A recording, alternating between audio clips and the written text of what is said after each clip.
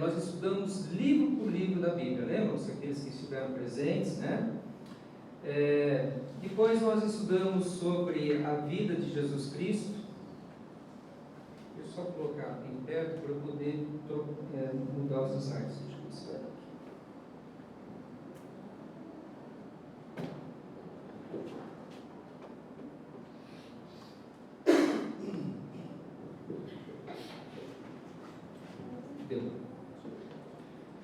Depois nós estudamos sobre o Espírito Santo. A gente viu assim que há muitas dúvidas nessa área sobre o Espírito Santo. E depois a última série de mensagens que nós tivemos foi sobre a igreja. Hoje nós vamos começar uma nova série que é Como sobreviver à crise financeira.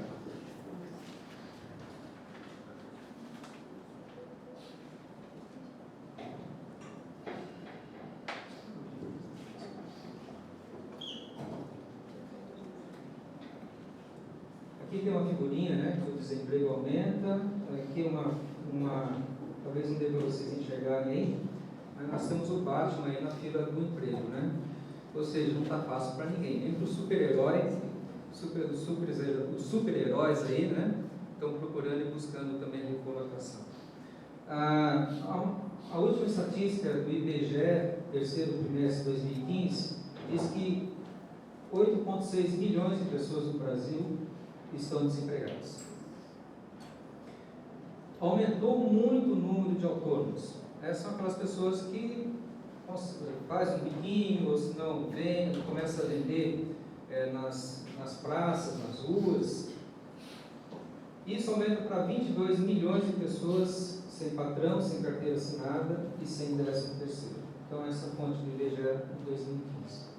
É uma realidade que nós estamos passando hoje e, infelizmente, por enquanto, as informações não são boas, né? As informações dizem que esses números devem piorar.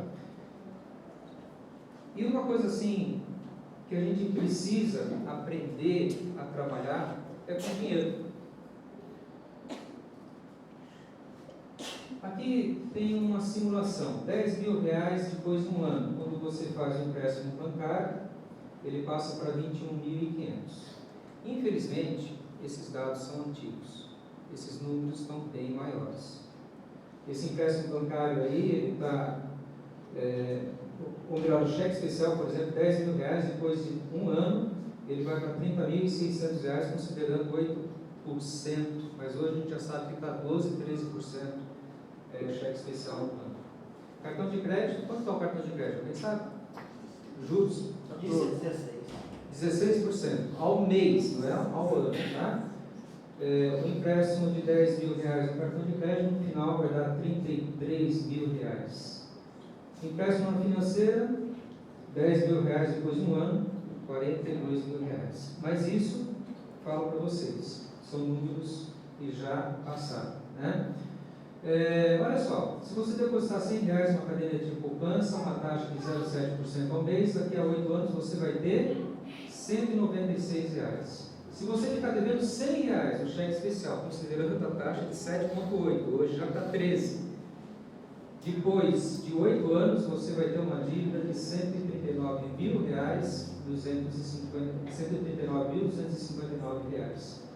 Conclusão: no cheque especial você ficará devendo 9 carros populares, enquanto na poupança você vai ganhar o suficiente para comprar um pneu. Os juros, eles jogam contra, né? Quando você faz investimento, os juros são pequenininhos. Quando você faz um empréstimo, os juros são astronômicos. 78% das famílias não têm conta corrente conjunta. Aqui alguns dados, tá? 74% dos casais já mentiram ou esconderam do parceiro alguma despesa. 41% disse que mentiu sobre gastos porque não queria ser repreendido. 27% dos casais brasileiros não sabem quanto ganha o seu cônjuge. 25% mentiu porque o dinheiro é meu e eu não devo satisfação a ninguém. Ponto final, né? Falou em dinheiro, é algo sagrado. 23% desconhece a soma dos gastos das pessoas com quem dividem o mesmo teto. Isso é muito sério, né? Não tem controle financeiro. 7% disse que mentiu porque meu companheiro gastaria também. Né? Consequências do seio familiar, tensões, estresse, fadiga, suicídios, né? Pessoas tiram a vida por causa da área financeira, enfermidades, brigas, conflitos, agressões, desagregação familiar, divórcio, etc, etc, etc. É uma área importante ou não, irmãos? É uma área importante e que gera muitos conflitos. E uma coisa assim muito interessante que a gente deve pensar na área financeira não é só em relação a esses números que eu passei para vocês, mas nós temos um sistema de crenças em relação à área financeira. Todos nós temos. E esse sistema de crença muitas vezes tem a ver com o contexto onde nós vivemos, onde nós moramos, ou do país em que vivemos. Por exemplo, o Brasil, ele foi colonizado pelos portugueses, né? Os índios lá foram explorados, né? Eles trocavam, os portugueses vinham com espelho, pentinho e tal, né? E aí eles trocavam com ouro, né? Com materiais que tinham muito mais valor. Nós tivemos aqui a influência católica, né? Onde a Igreja Católica pregava, né? Jesus Cristo é muito pobre, São Francisco de Assis é muito pobre, e dava aquela ideia de que era pecado enriquecer. Já os puritanos ingleses, que foram influenciados pelo calvinismo e que colonizaram países como os Estados Unidos, América do Norte, eles tinham uma outra ideia em relação à área financeira. Prosperar economicamente agrada a Deus, ganha dinheiro, não gera culpa, né? E há uma diferença muito grande de cultura deles. Se você for comparar a cultura americana com a nossa cultura, os americanos, as universidades, é muito comum, por exemplo, uma pessoa fazer a faculdade lá e prosperar na sua área financeira, e aí ele se sente, né, agradecido e faz grandes doações às universidades americanas. Isso é comum acontecer. Então, é um contexto totalmente diferente nosso. Por exemplo, tem o dono da Coca-Cola e do cartão Amex, Morris Barrett. Ele fundou um grupo em 1969, um homem muito sábio. Esse grupo ele fundou em 1969, um homem muito sábio. Há muita literatura sobre ele. Ele mora há 30 anos na mesma casa, com carro simples. É uma outra concepção, né? Enquanto muitas pessoas elas usam a riqueza para se exibirem como sinais de ostentação. Um outro detalhe também que nós temos nesse sistema de crença, né? Pobre nasceu para sofrer, né? É um sistema de crença. E a palavra, e esse sistema de crença, ele tem muita força dentro de nós. Pau que nasce torto? Morre torto, né? Ou seja, esse sistema dentro de nós, ele faz com que nós tenhamos crenças limitantes, que a gente não consegue muitas vezes, quando a gente está passando dificuldades, quando a gente está passando uma crise financeira, por exemplo, a gente não consegue ver expectativa, a gente não consegue ver esperança. Tem um autor chamado Harvey Ecker, que escreveu um livro muito famoso, vendeu muito, Os Segredos da Mente Milionária, né? Ele mapeou isso, ele mapeou quais são os pensamentos de pessoas que têm uma mente próspera, das pessoas que não têm, que têm crenças limitantes. Então, alguns exemplos aqui para vocês. Ó. Eu criei a minha própria vida, enquanto pessoas com crenças limitantes dizem o seguinte: na minha vida as coisas simplesmente acontecem. Eles entram no jogo para ganhar, enquanto outros entram no jogo do dinheiro para não perder. É diferente, né? Uns pensam grande com metas que podem ser alcançadas, outros pensam pequenos e não traçam metas. E um detalhe aqui, né? Você pensar grande ou pensar pequeno, o esforço é o mesmo, não é mesmo? O esforço para você pensar de pensamento é a mesma coisa, então vale a pena pensar grande. Eles focam na oportunidade, as pessoas que têm mentes prósperas, enquanto aqueles que não têm focam aonde? Nos obstáculos. Existe uma frase que diz o seguinte: obstáculos são aquelas coisas monstruosas que acontecem na nossa vida quando a gente deixa de focar a nossa meta, quando a gente deixa de focar nosso sonho, quando isso está meio ofuscado, quando os nossos sonhos, nossos objetivos estão ofuscados. Os mentes prósperas sabem receber e gostam de dar. Os de não mente prósperas são péssimos recebedores, ou seja, muitas vezes tem aquele orgulho, né? Recebem de acordo com seus resultados, os demais são remunerados pelo tempo que despendem.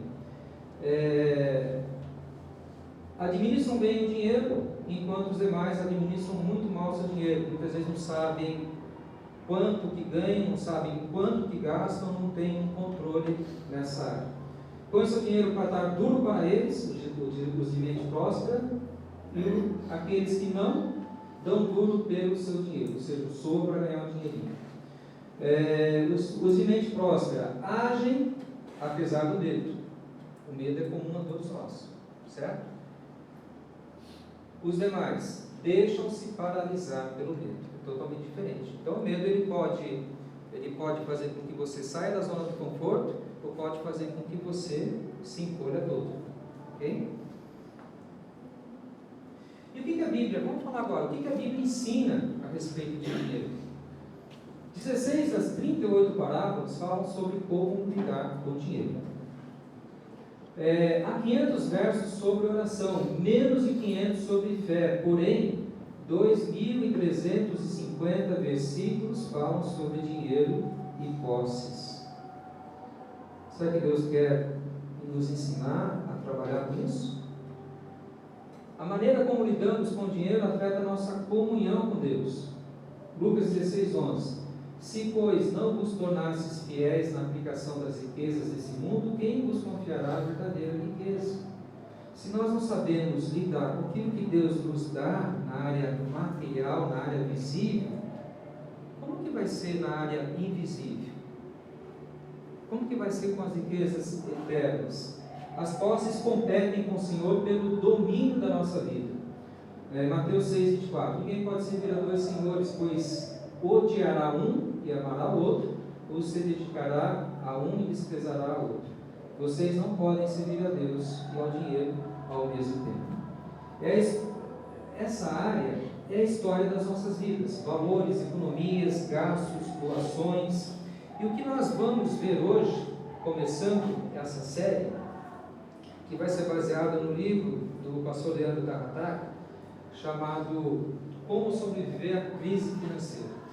E o Leandro, ele relata, logo no início do seu livro, uma coisa que ele aprendeu com a sua avó, que dizia o seguinte: que um gomo ruim não estraga a mexerica inteira.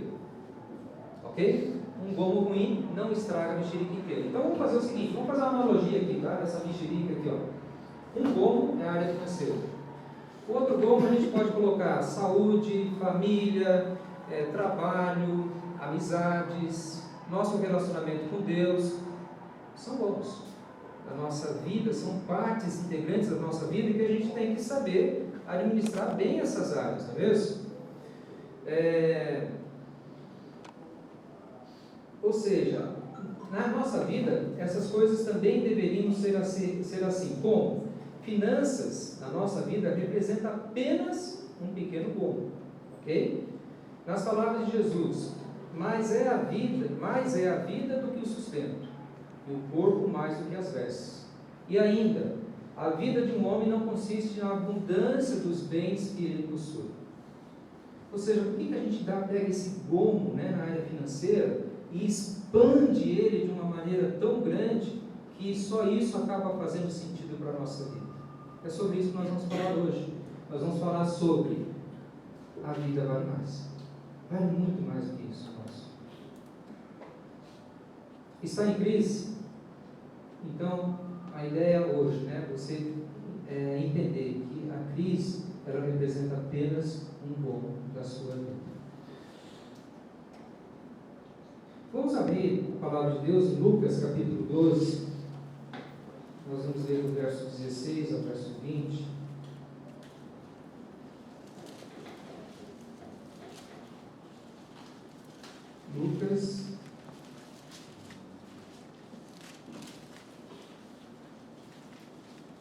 capítulo 12, 16 a 20.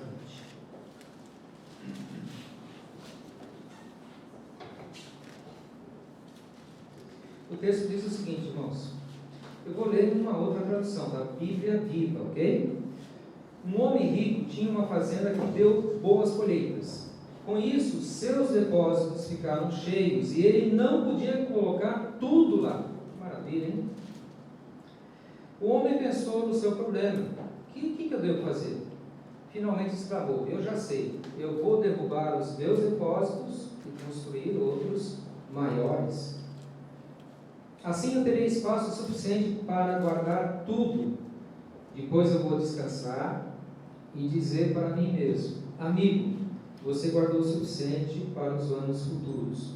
Agora sim, coma, beba, alegre-se. Mas Deus me disse: o que Deus falou? Louco, você essa noite morrerá. E então quem ficará com tudo isso? Sim, todo homem é um louco quando fica rico só na terra, mas não no céu. Queridos, o que a palavra de Deus está falando aí? Que é pecado ficar rico? Que você não deve fazer planos futuros e guardar, né, para quando você se aposentar? É isso que está falando? Se a gente for ver esse fazendeiro para os padrões da nossa sociedade, ele foi um exemplo de sucesso, não foi? Né? Foi uma pessoa que prosperou, ganhou bastante. No entanto, me parece que ele havia entendido que a área financeira representava toda a sua vida e não apenas um pouco. Rico, próspero, dinâmico, um tubarão nos negócios. Preocupava-se com o futuro, mas para Deus estava morto. Esse homem acumulou riquezas de forma legítima. A Bíblia não fala que ele corrompeu, que ele roubou. Não, ele juntou de forma legítima. A deficiência desse homem é a sua ausência de contentamento. O seu erro foi supervalorizar apenas um gomo da sua vida. A nossa vida tem vários gomos. Ele supervalorizou um gomo apenas. A riqueza desse homem era uma provisão de Deus e poderia ser uma bênção se ele tivesse sabedoria em usar. O problema desse homem não era a falta de dinheiro. Olha só, o problema desse homem era a abundância de dinheiro. Ele tinha muito dinheiro. Porém, enquanto considerava seu problema, em nenhum momento ele considerou a possibilidade, por exemplo, de passar um pouco do muito que tinha. Ele estava tão fascinado pelo dinheiro que o egoísmo tomou conta da sua vida. Se a gente for ver no texto grego, existem 4 vezes o pronome possessivo deu, o que revela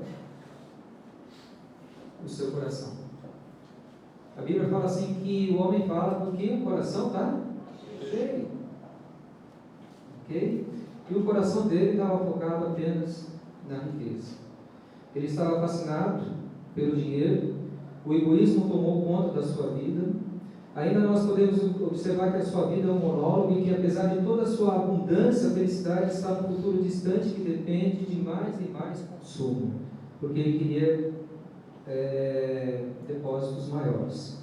Ele considerava que a felicidade viria com novos armazéns maiores. Esse homem acreditava ter tudo quando descobriu que não só não tinha nada, como até a própria alma ele perdeu. Então, o mundo fala que a felicidade está nisso, irmãos. Você investir a sua vida toda para você estar rico, ficar rico. Quem acredita que dinheiro traz felicidade? Vocês concordam? Agora não, né? Se eu perguntasse isso no início aqui da mensagem, quem sabe, né? Não, traz sim. Mas veja bem, não adianta também só ter, você não ter dinheiro e também não pagar as contas, né? Riqueza e pobreza eles não são sinônimos de felicidade e tristeza. Ser rico não é sinônimo de felicidade, ser pobre não é sinônimo de tristeza. Existem pessoas que são ricas, ostentam. Existem pessoas que ficam ricas de repente, não sabem mexer com dinheiro e logo perdem, né? Quantos jogadores de futebol, por exemplo, você já ouviu falar, que ganharam, ficaram ricos e perderam fortunas, né? Com sexo, droga, dinheiro. Aliás, se você quer conhecer bem um homem ou uma mulher, conheça como ele trabalha com essas três áreas, esses três gomos. Né? Vamos pegar naquela mexerica lá, 3 gomos principais: sexo, poder e dinheiro. Né? Se você conhecer esses 3 gomos na vida da pessoa, você sabe como é o seu caráter. Pessoas acham que dinheiro traz felicidade e faz dele o único gomo de suas vidas, mesmo que tenham que roubar, corromper, matar. E a gente vê isso, né, irmãos? A gente vê assim, a gente vê aquelas notícias, né? Eu acabei deixando muitas vezes de ler as notícias diárias, né, sobre milhões e milhões que são desviados. E não são desviados por pessoas que estão passando na miséria, pessoas que têm um bom nível financeiro, pessoas já consideradas ricas. Por que uma pessoa que já é rica, ela quer ficar mais rica? E por que a pessoa que já é mais rica, ela quer ficar mais rica ainda? A ponto de roubar, corromper, matar, né? Com dinheiro você pode comprar o remédio, pode ser internado no Einstein, mas não compra saúde. Com dinheiro, você pode ter uma excelente casa, você pode ter uma mansão, você pode ter um apartamento no melhor lugar de São José dos Campos, mas você não compra o lar. Você não compra a harmonia dos seus filhos, do seu casamento, das amizades. Dinheiro não compra isso.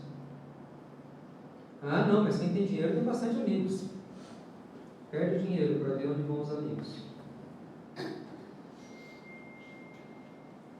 O fato é onde você coloca o seu coração. Que diz o texto aqui, né? Você não pode servir a Deus e ao dinheiro. Quando Jesus escreveu isso, escreveu principalmente motivado pelos fariseus.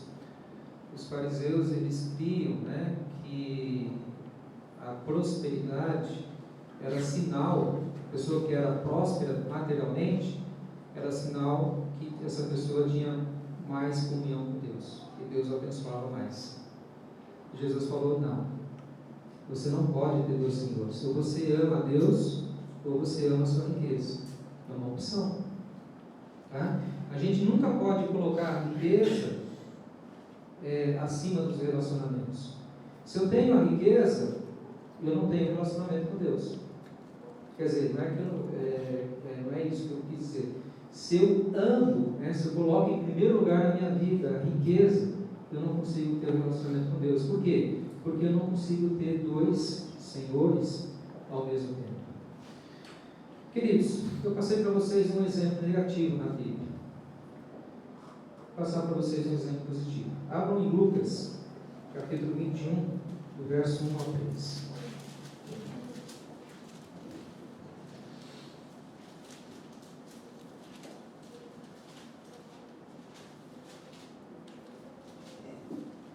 O texto diz o seguinte: quando Jesus estava no templo, ele observava os ricos colocarem suas ofertas na caixa de ofertas. Foi quando uma viúva pobre pôs somente 2 moedinhas de cobre. Realmente, comentou Jesus, essa viúva pobre deu mais do que todos os outros juntos, pois eles deram um pouco do que não precisavam. Porém ela, pobre como é, deu tudo o que tem. Queridos, tanto no Antigo Testamento como no Novo Testamento, as viúvas eram objetos de proteção social. Na história acima, além de viúva, essa mulher era muito pobre. No texto grego também, a gente identifica 2 palavrinhas para pobre, palavrinhas diferentes. Tá? A primeira está no verso 2, quando fala, foi quando uma viúva pobre. Esse no texto grego, se você for ver esse texto no grego, a palavrinha pobre está com a palavra penés no grego. O que era penés? Penés era pobre no sentido do homem desprovido de qualquer coisa supérflua. Ele não tinha nada além daquilo que necessitava para viver. Por exemplo, pessoas assim que elas têm o básico, tá? Aí está passeando no shopping e tal, e vê um chapéu bonito, lindo, maravilhoso. Ela vai lá e compra. Gostou do chapéu, né? Vai lá e compra. Ela já tem a mais do básico. Então ela não é uma pessoa pobre, mas é uma pessoa que compra muitas vezes por impulso, por emoção, e aí você vai na casa da pessoa, o chapéu está lá guardado, né? Sem uso. A segunda palavrinha está aqui no último verso, quando Jesus fala, porém ela, pobre como era. Se você for ver no texto grego, esse pobre está como pitochos. Pitochos. Esse refere-se ao homem que nada tem. Esse homem nem o básico ele tem. Aquela mulher nem o básico ela tinha.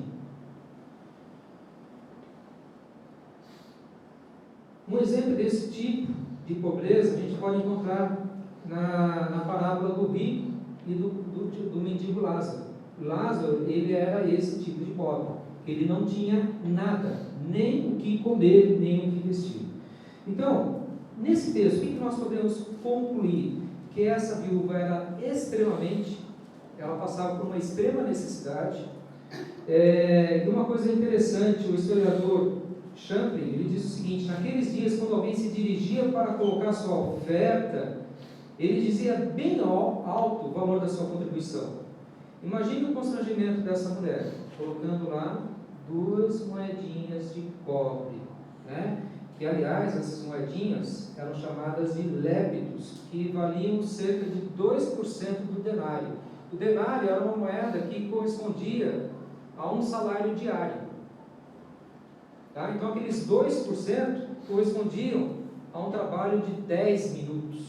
Tá? Aquelas 2 moedinhas correspondiam a um trabalho de 10 minutos. Se ela tivesse depositado um denário, seria o salário de um dia dela. Ou seja, pobre, pobre, pobre. Como alguém, e aqui o que fica, né? O que a gente pode chegar à conclusão, né? Como alguém tão pobre teria coragem de entregar todo o seu sustento?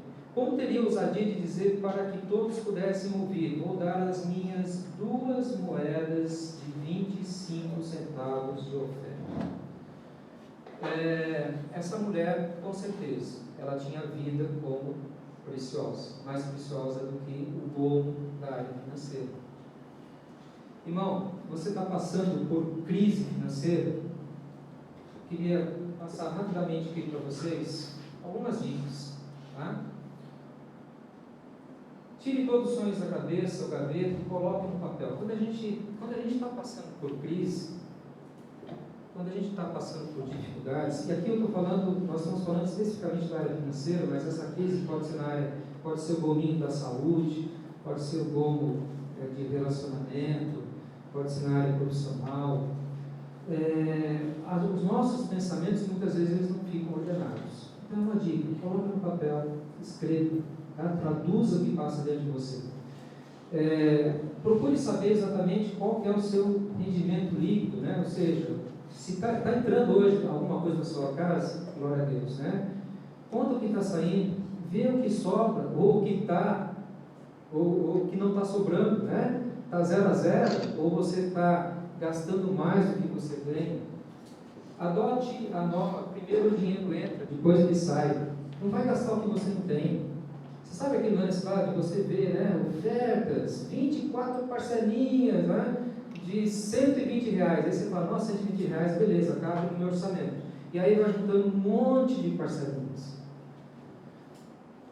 Compra à vista, melhor, com desconto.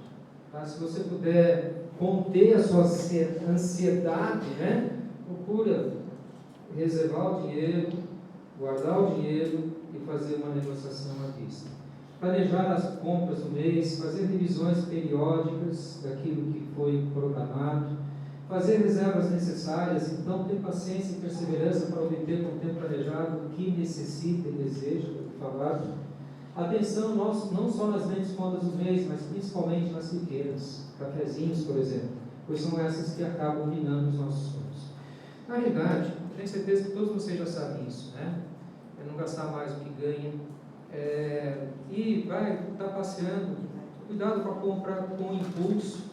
Procura responder a pergunta: Jesus compraria isso? Né? Ou se não, isso é necessário? Faz parte da minha necessidade? Ou isso é desejo? É necessidade ou é desejo que eu quero comprar?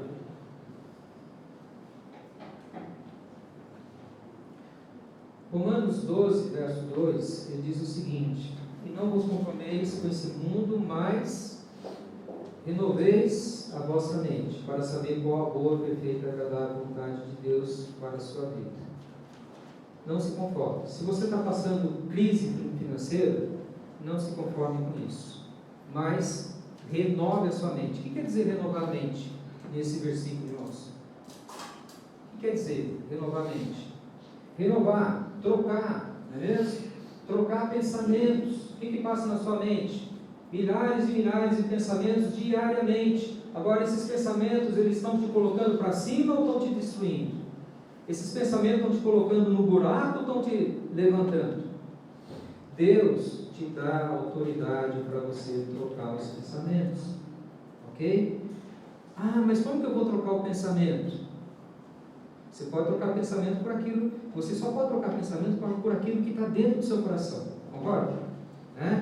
Se você você alimenta seu coração com Ratinho, Cidade Alerta, Big Brother, novela, coisas que não te agregam valor. Quando você vai ter que trocar pensamento, você vai trocar o quê? O quê pelo quê? Queridos, troque pensamentos pela palavra de Deus. Quando Deus fala aqui, você é a menina dos olhos dele. Quando Deus fala que Ele não vai te deixar, a Roberta leu aqui no começo, né? Salmo 139, aonde você estiver, Deus está com você.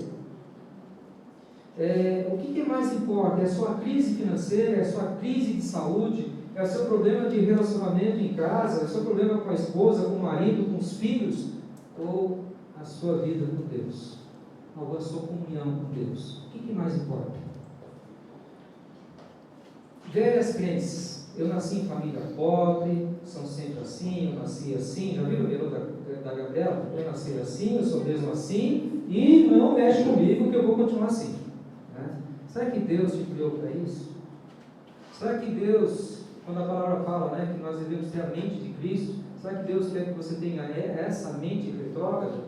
Que você não está aberto a inovações, você não está aberto a coisas novas, você não está aberto. Você prefere continuar com o seu sistema, porque o seu sistema de valor é o que dá certo? Comportamentos destrutivos, né? Pessoas que se punem por ter feito algo, pessoas que chegam no passado e perderam dinheiro, ou foi roubado, ou foi passado para trás. Essa pessoa começa a criar um sentimento, né, de raiva em relação a essa situação, em relação às pessoas envolvidas, e ela se pune por isso. Crenças limitantes, renove pensamentos, né? Não se conformem com isso, ok? Sentimentos de menos-valia. Quem sou eu? Né? Quem sou eu para poder ter uma vida mais próspera? E olha só, irmãos, outra coisa muito importante, a definição, né? A prosperidade que nós estamos falando aqui, não necessariamente se fala prosperidade material, mas a prosperidade de contentamento, de você estar bem com aquilo que você tem, de você estar feliz com aquilo que Deus deu para você. O problema não é o dinheiro, mas a forma como você se relaciona com o dinheiro. Prosperidade não é ter recursos materiais, é um estado de espírito, é um contentamento. Aquele fazendeiro apostou toda a sua vida em somente um golo da mexerica. Tudo, e apostou tudo lá. Deus não fala isso. Deus nos deu vários gomos para administrar. Esses gomos não necessariamente têm a mesma importância. Existem gomos mais importantes, como o meu relacionamento com Deus, como está a minha comunhão com Ele, como está a minha conversa com Ele. Meu relacionamento com Deus não se restringe a participar de um culto, não se restringe a eu fazer uma oração antes do almoço. Meu relacionamento com Deus deve ser diário, todos os dias, conversar com Ele, na intimidade. Somente Jesus que trouxe essa identidade de Deus, chamando-o de Pai, algo bem próximo, informal.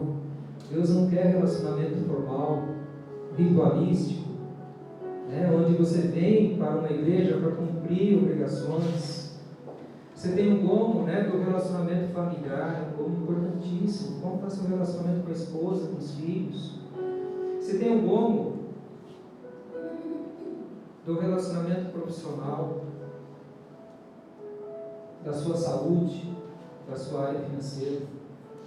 O gomo da área financeira é um gomo só, irmãos. Não vale a pena você colocar toda a sua vida nele, colocar toda a sua emoção, todo o seu sentimento. Uma fase da minha vida onde eu perdi dinheiro, uma outra fase onde eu fui roubado, uma outra fase em que eu fiz uma aplicação errada, eu me torturei com pensamentos negativos. Para quê? Para quê? A vida é mais importante que isso. Por isso vos digo, não andeis ansiosa pela vossa vida, quanto ao que haveis de comer ou beber, nem pelo vosso corpo, quanto ao que haveis de vestir. Não é a vida mais do que o alimento, e o corpo mais do que as vestes? Mas buscai em primeiro o reino de Deus e a sua justiça, e as demais coisas vos serão acrescentadas. Senhor, muito obrigado, Pai, por essa mensagem. Pode ser na minha vida, na vida das pessoas aqui presentes, que tenham gomos que estejam ocupando as suas mentes, as suas emoções, colocando todo e apostando toda a sua vida nesses gomos, Pai. Seja ele gomo da área financeira, da saúde, da área profissional. Mas, Pai, há um gomo muito mais importante. É buscar o Teu reino, Senhor. Porque eu buscando o Teu reino, eu tendo comunhão contigo, Pai, eu vou entender que a vida contigo vale muito mais do que qualquer gomo na minha vida, Pai. Que o Senhor, Pai, possa, através do Teu Santo Espírito que habita em nós, infundir essa realidade no nosso caráter, Pai. Para que todo aquele momento onde parece que o chão vai se abrir, onde parece que tudo vai acabar, vai ruir, que eu possa me lembrar disso, Pai. Que a minha comunhão contigo é o que vale mais, Pai. Que o meu relacionamento contigo, Pai, é o que me preenche. Senhor, funda em nosso coração esse sentimento, esse pensamento. Não nos faça reféns, Pai, de circunstâncias que acontecem na nossa vida, Pai. Mas faça-nos reféns do Teu amor, da Tua presença em nossa vida, Pai. No nome do Senhor Jesus Cristo. Amém. Igreja, nos coloque de pé. Que a graça do nosso Senhor e Salvador Jesus Cristo, o amor de Deus, nosso Pai, e a comunhão e a consolação do Espírito Santo seja com você, seja realidade na sua vida. Que isso seja o principal goal, que os demais não ganhem tanta importância para assumir todo o controle dos nossos pensamentos e das nossas emoções. No nome do Senhor Jesus Cristo. Amém. Queridos, é o seguinte, tem boas